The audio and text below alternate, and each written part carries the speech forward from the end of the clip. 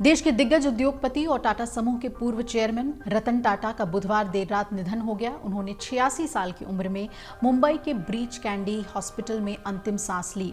इस खबर से देश भर में शोक की लहर दौड़ गई है, क्योंकि रतन टाटा को उनके औद्योगिक योगदान और सरल स्वभाव के लिए देश भर में बहुत ज्यादा सम्मान और प्यार मिलता था।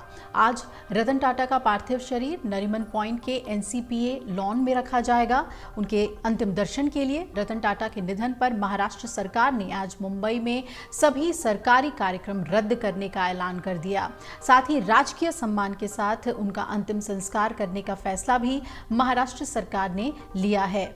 आज शोक भी है पूरे राज्य में, और रिपोर्ट्स के मुताबिक 3 दिन पहले तक उनकी जो सेहत थी वो बिल्कुल नॉर्मल थी और अपने रोज़ाना के काम भी वो कर पा रहे थे, ऑफिस मीटिंग्स में भी हिस्सा ले रहे थे। हालांकि 7 अक्टूबर को जब उनकी अचानक तबीयत बिगड़ी तो ब्रीच कैंडी अस्पताल में उन्हें भर्ती कराया गया, और अस्पताल में भर्ती होने के पीछे उनकी उम्र से जुड़ी स्वास्थ्य समस्याओं और ब्लड प्रेशर को कंट्रोल करने की वजह बताई गई थी।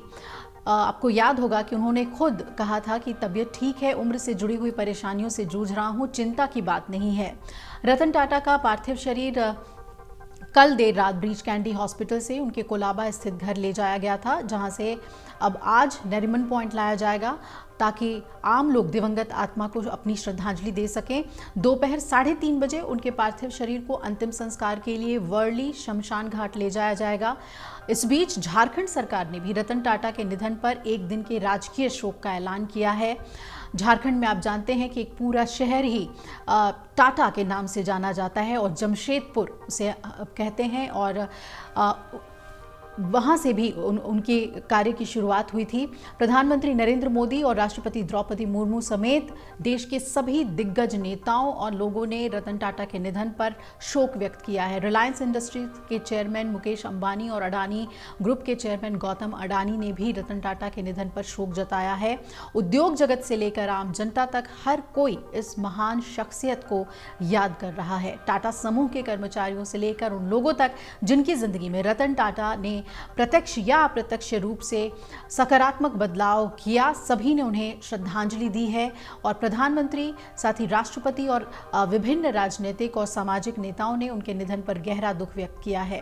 राष्ट्रपति मुर्मू ने ट्विटर एक्स पे लिखा, रतन टाटा के दुखद निधन से भारत ने एक ऐसे प्रतीक को खो दिया जिसने राष्ट्र निर्माण के साथ कॉरपोरेट विकास और नैतिकता के साथ उत्कृष्टता का मिश्रण किया।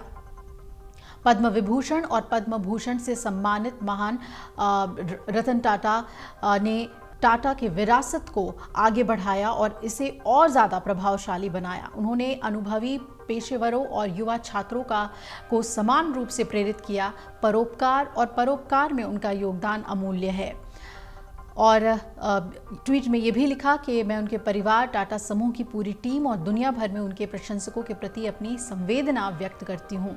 इसके अलावा प्रधानमंत्री ने भी उनके निधन पर दुख जताया। उन्होंने अपनी एक पोस्ट में रतन टाटा को दूरदर्शी बिजनेस लीडर, एक दयालु व्यक्ति और असाधारण इंसान बताया। पीएम मोदी ने एक्स पर एक अपने पोस्ट में लिखा कि मुझे श्री रतन टाटा जी के साथ अनगिनत बातचीत याद आ रहे हैं। जब मैं गुजरात का मुख्यमंत्री था तो मैं उनसे अक्सर मिलता था। हम अलग अलग मुद्दों पर विचारों का आदान प्रदान करते थे। मुझे उनका दृष्टिकोण बहुत समृद्ध लगा। जब मैं दिल्ली आया तो ये बातचीत तब भी जारी रही, और उनके निधन से बेहद दुख हुआ है। इस दुख की घड़ी में मेरी संवेदनाएं उनके परिवार, दोस्तों और प्रशंसकों के साथ है। अगर आप ये वीडियो YouTube पर देख रहे हैं तो हमारे चैनल को सब्सक्राइब कर बेल आइकन दबाएं, और Facebook पर देख रहे हैं तो हमारे पेज को लाइक करें। 8 मिलियन प्लस सब्सक्राइबर, आपके इस भरोसे के लिए बहुत धन्यवाद।